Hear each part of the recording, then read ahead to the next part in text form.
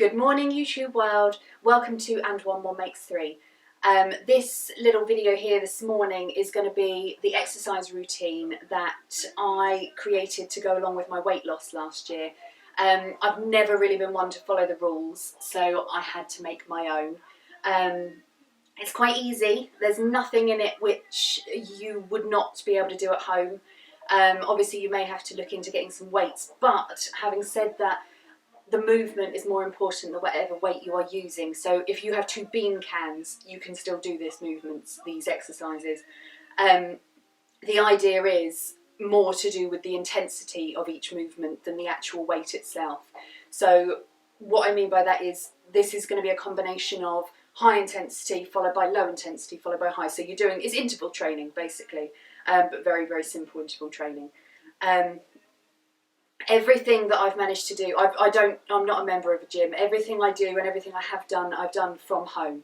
And that's what I want to be able to show you that you can do as well.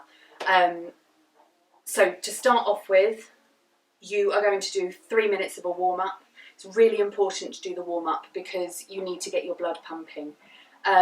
It's a great idea to download an app for interval training to have as a beeper, because when you're in the middle of doing a movement, especially one that beeps halfway through as well, it's just to let you know that you're getting through it, that you're nearly there, that you're half done, but one that also tells you when you're at the end. Because it's all well and good setting a timer on your phone, but you're going to have to keep going to it every time to reset that timer, and every time you stop doing what you're doing, you're resetting your blood, you're resetting your momentum that you've built up. So have everything ready. Have your weights near you, or your bean cans, or whatever it is you're using to hand when you start. So start off with something as simple as jogging on the spot or star jumps. Nothing needs to be more intense than that. You could do skipping, I suppose, depending on where you're doing it. And then you will jump straight in following your 3-minute warm-up to the barbell curl, which is one of these. Grip your barbell. Make sure your barbell's done up properly. Grip your barbell gently. There's no need to grab hold of it tight. Pull your tummy in, shoulders and feet kind of the same, and literally up and down. Tense those muscles, you can feel it in your shoulders, in your biceps. And literally you do this for a minute. Now this is the reason you need to make very sure that you've got the correct weights, because normally when you're doing weight training, you'll do it in reps. So you'll do, say you're doing reps of 12, you get to 9 reps, and that's when you really need to feel that you are having to push for those last 3 reps. With this, you have to maintain that movement for a whole minute. A rep will probably be able to do 12 reps in about 20 seconds, so you're having to triple that. So you must make sure that the weights are not too heavy. If you can't complete it for the whole minute, then you're not obviously using the right weights. Okay, so following that, we go straight into either jogging on the spot or star jumps again for 30 seconds. And then we move straight on to barbell squats. So grab your barbell again. Very, very carefully make sure there's nothing behind you. Up and over your shoulders, and just kind of rest it on your shoulders like that. Again, feet are shoulder width apart, and you literally down and up, down and up. You know what a squat is. I'm not telling you how to suck eggs. Down and up. And you were doing this again for a minute. Again, you're pulling in your tummy. So that's your second exercise. That is your barbell squat. Okay, I'm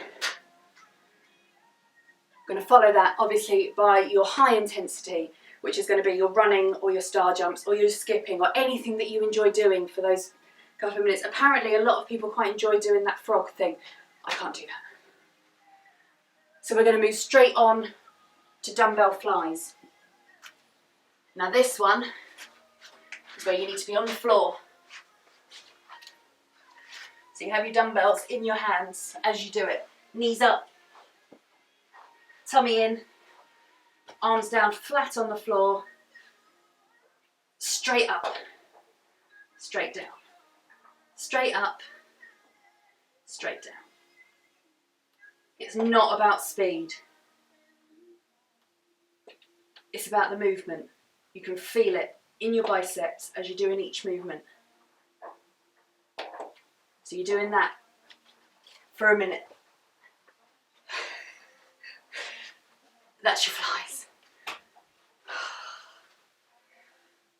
Okay, you're following on straight away from that with your high intensity again, which is whatever you choose to do for your high intensity. I do recommend that you switch it up. I normally tend to go from star jumps to running to star jumps to running, otherwise you get a bit bored. Next thing you need to do is make sure you haven't left your weights in the middle of the floor.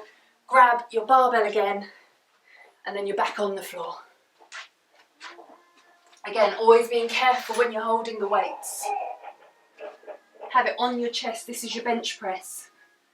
This is what you would normally do on a bench, hence the name. But what I want to do is show you that you can do it without having all the equipment. Okay. Pull it back down to your chest. Obviously be careful that the weight's not too heavy, because if you let go of this, it's going to fall flat on your neck.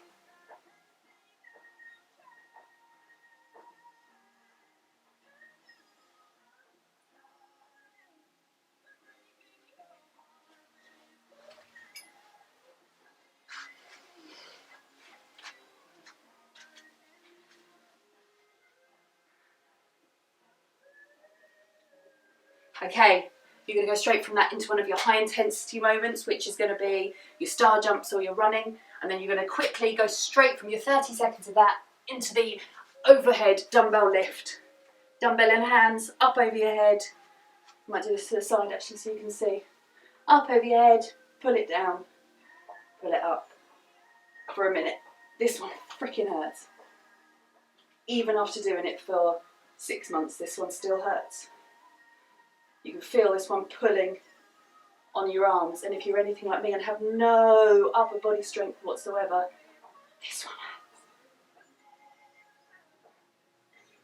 hurts. So that's your overhead.